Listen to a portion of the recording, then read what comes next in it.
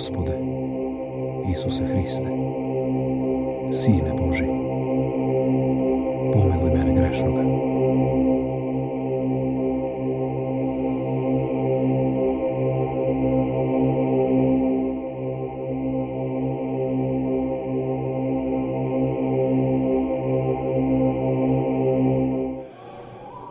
Monaštvo ugledalo sve.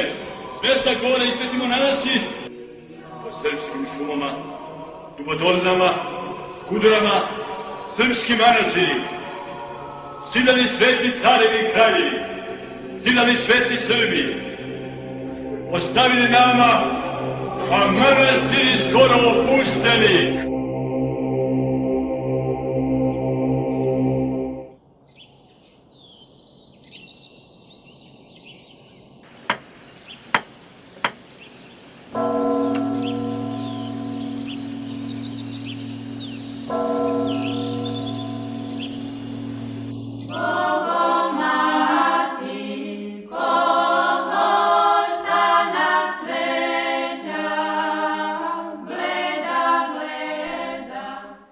Ko nije video Svetu Goru, neka dođe i vidi manastir Pustinju.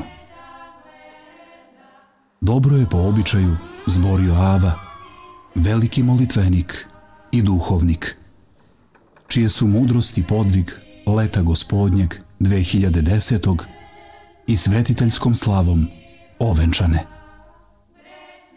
Zaista nemali je broj vernika koji iz obilja razloga Svetu Goru neće pohoditi, a duše im čeznu za blagodatnim joj darovima.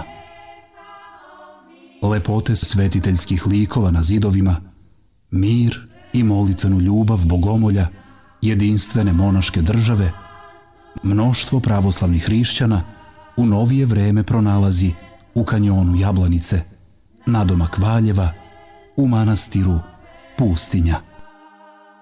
Ovdje sam se vaspitavao, duhovno i uzrastao u ovom manastiru uz čuvenog arhimandrita oca Antonija, kasnije igumana manastira Tronoše, koji je otišao u večnost i koji je bio tako blagog lika i tako veliki čovek duhovni, da je to na mene toliko uticalo da je mene primio u oltar da služim kao čtec, da sam ja upravo slušajući njega kako je on blago i lepo govorio, jer veliki ljudi tako uvek govore blago i lepo, ali veliki ljudi grme kao otac Justin, zavisi kad, prema kome i u koje vreme.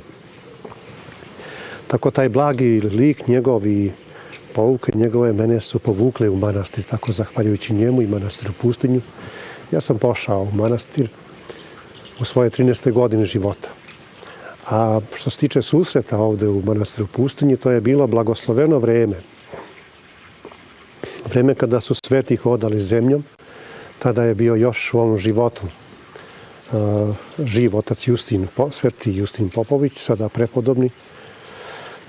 Došao je u manastir Pustinju, bilo je bdenije uveče i meni roditelji kažu idemo svi iz kuće, dolazi otac Justin, a otac Justin je tada slovio za svetitelja Beseda života. Ja ga nikada nisam pre video i pošto je dolazio ovde, ja sam rekao to je divan dan da vidim oca Justina. Ali tada se govorilo u narodu, dakle običnom narodu, to je neobičan čovek. To je čovjek koji sa Bogom razgovara i to je čovjek čiji oči nećete moći lako vidjeti. Dakle, kao poluzatvorene su uvek bile, a to ima objašnjenje zašto tako veliki sveti ljudi rade. Da više gledaju nebesko, a da što manje zemaljsko da vide i da budu više u nebu nego na zemlji. Ja sam došao na bdenije, otac Justin je služio, ja sam tako iz nekog velikog strahopoštovanja gledao u njega. Kad smo izašli ovde, ispred crkve, ovde na južnoj strani od crkve, on je pošao u trpezariju malu tada. Ja sam naišao i tada je otac Justin sveti danas.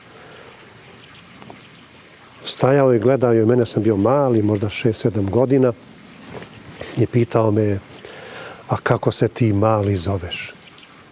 I ja sam onako u strahu odgovorio, jer sam želeo vidjeti tog čoveka, više nebeskog nego zemaljskog. Rekao sam, Mihajlo je moje ime. Civilno, mirsko ime. A on kaže, znaš li ti mali šta to znači? Ja sam dete bio, normalno nisam znao. A on kaže, Mihail znači ko je kao Bog. Sveti Arhangel Mihail, čijem ja sam nosio kao civil. I ja sam to upamtio kao danas da je bilo, ali mi je najlepše bilo kada je spustio svoju ruku, onu svetu, na moju glavu i blagoslovio me i kada sam ipak uspeo da vidim njegove svete oči. Taj pogled nikad zaboraviti neću. Taj pogled je ne pogled zemlje, nego pogled neba. To su sveti Boži ljudi koji, kako malo pre rekoh, nažalost danas sve manje ima, jer svet ide nekim svojim putem, pa dokle ne znam. Velike duše, bliske Bogu, uzrastale su u ovim stranama pustinskim i ćelijskim kod Valjeva. Slovo je o pustinji zlatoustog propovednika, svetog vladike Nikolaja. Zaista impresivan je niz divnih duhovnika koji su se u raznim periodima uzrastanja obreli u pustinji. U manastiru u pustinji, u jednom manastiru koji je, nažalost, malo poznat široj javnosti, čak i ovdje našoj okolini je manje poznat, upravo zbog nepristupačnosti, jer je put veoma loš. Jeste asfalt, ali vidjeli ste kako je sići u manastir pustinju. Međutim, u tome se krije lepota ovog manastira, što ima taj mir, jer mnogo vreba i mnoge posete nekada zagočaju život u manastirima i manastiru, ali to je potrebno. Međutim, u pustinji ko hoće da se odmori, da osjeti pravu atmosferu manastira naših srednjovekovnih, neka dođe u pustinju i to će potpuno doživjeti, jer će vidjeti brda i ove planine, Jablanik, Medvednik, Povlen, i vidjet će samo parče neba. Dakle, ovdje se ne vidi nebo kao što kad izađete u grad ili na neko brdo, nego samo parče neba i sunce koje plovi iznad svega ovoga i osvetljava ovaj manastir pustinju. Ja sam ovdje rođen, ovdje sam kršten i kad dođem u pustinju, evo i sada, iako sam skoro svaki treći dan ovdje, za mene je ovo nekako najlepši manastirčić, najpitomije mesto, iako je ovako kao što jeste, najduhovnije mesto i što kazana deca, slatko je kao bombona, taj manastir i ova okolina. Posebno ovdje kada se služi liturgija, ja sam nekoliko puta služio, ovdje osjećamo vekove. Tačno kada služimo mi osjećamo i doživljavamo sve ono što su naši stari preci, znači episkopi i sveštenomonasi, koji su se molili. Kad se mi molimo, nekako te molitve osjećamo da su one udružene sa nama. Manastir pustinja ima najlepše freske od naših srednjovekovnih manastira, kao što možete da vidite, ali najpoznatija freska manastira pustinje, koja je pod zaštitom UNESCO-a, to je ikona svetog Jovana Krstitelja, koja je po lepoti i značaju odmah posle Belog anđela, čak se govori da je ona ravna po svoje lepoti i po svemu Belom anđelu. Ja kada gledam zaista i znam, vidio sam nekoliko puta Belog anđela direktno na fresci, ja ne vidim razliku od lepote, ne zna se šta je lepše, da li je ona, da li je ova. Imamo ovdje čuvenu fresku, isto tako ktitorsku, gde je jeromonah Joakim, graditelj manastira, prilaže crkvu svoju Presvetoj Bogorodici, pošto je crkva posvećena navedenju Presvete Bogorodice, on moli, dakle, ktitor manastira pustinje, Majku Božiju, koju je posvetio crkvu i kaže: primi, prečista, ovo moje malo je prinošenije. Znači, primi, Majko Božja, ovaj moj mali dar. A ja bih rekao, sveti Joakim, možda i svetitelj Boži sada, ovo je jedan od najvećih darova koje je mogao dati Majci Božjoj, sveti manastir, svetu pustinju. I druge freske, da ne govorimo svakoj pojedinačno, svaka freska o sebi govori. Monaški postrig u ovoj predivnoj svetinji od svetog Ave Justina primio je 1960. godine umirovljeni episkop Zahumsko-hercegovački dr. Atanasije Jeftić, jedan od najistaknutijih teologa u pravoslavnom svetu. izuzetno plodan pisac, poliglota i prevodilac. Uz manastir Pustinju odrastao i episkop niški gospodin Jovan Purić, dugogodišnji starešina manastira Ostrog. Neraskidivu vezu sa svetinjom rodnog kraja vladika Jovan ostvario je paraklisom posvećenom svetom Vasiliju Ostroškom, koji je podignut na zapadnom obodu manastirske crkve njegovim zalaganjem. Tako da uz svetogorski Pustinja čuva i blagodatni dar čuvene ostroške svetinje.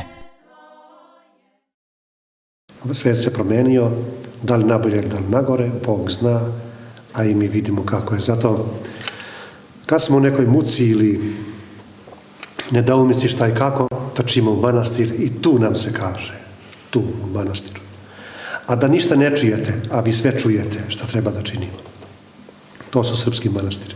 Jer mi idemo, na primjer, u Evropu ili u Ameriku, gledamo solitere i to imate na svakom mestu, a on dolaze u Srbiju, u srpske manastire i crkve i dive se freskama. Evo, ovaj manastir nema grama jednog gvožđa i cementa, a odoleva vekovima, već 6-7 vekova je.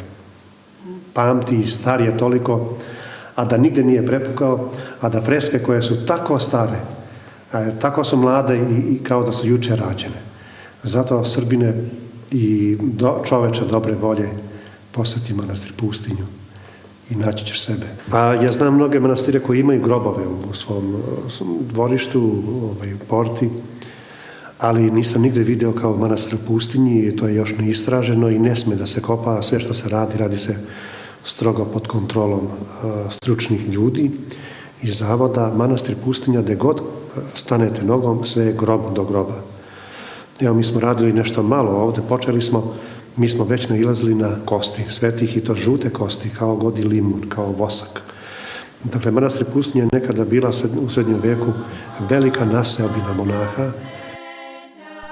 U neposrednoj blizini manastira nalaze se dva izvora, Zdenac, Mlakovac, za čiju vodu je u narodu odavno uvreženo verovanje da isceljuje od raznih bolesti, i jak izvor planinske hladne vode na samom ulazu u portu sa jugoistočne strane nad kojim je podignuta česma. Tako i pozivam i u manastir Pustinju, predivni manastir, da ljudi dođu i da se dive ovoj lepoti i nebu koje se ne vidi mnogo, nego samo parče jedno od ovih stena, to je nemoguće, ali se vidi sunce, a manastir Pustinja je jedno naše lepo srpsko sunce. To je jedno drugo bi je poručio svim ljudima dobre volje da pevaju pesmu Bogu i da se naučimo jednom, svi mi ljudi, pevati Bogu pesmu stalno, a na koga da se ugledamo? Na dobre ljude koji to umeju i da oslušnemo kako voda svojom pesmom, svojim žuborom slavi i hvali Gospoda. Ovo što ona ovako čujete i sami, žubori, to je njena himna vode Tvorcu koji je sazdao i rekao ovoj vodi tu da izvire i da leči ljude. Dakle, sve oko nas može da bude divni lekovi i za dušu i za telo. Evo divnog manastira za dušu, evo divne vode za telo. Pa ko želi, nek izvoli, opet da se vratimo, slobodu imamo, nemojmo da je zloupotrebimo, nego je upotrebimo kako je to Bog rekao.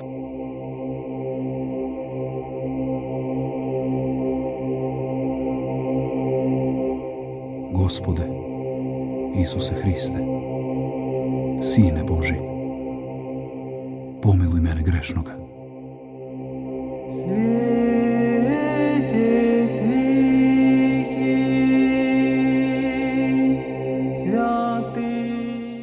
Monasi lete kao da imaju krila anđelska.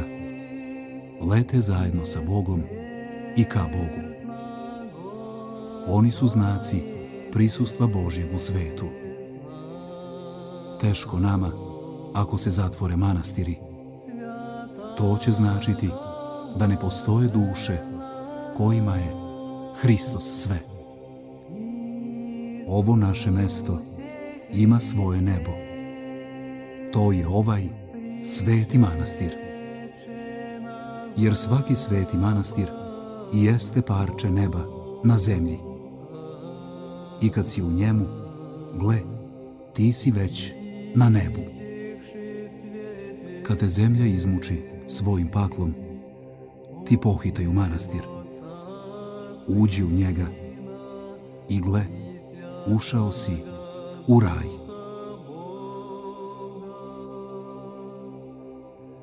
Obnovimo sebe, obnovimo svetinju, obnovimo manastir pustinju.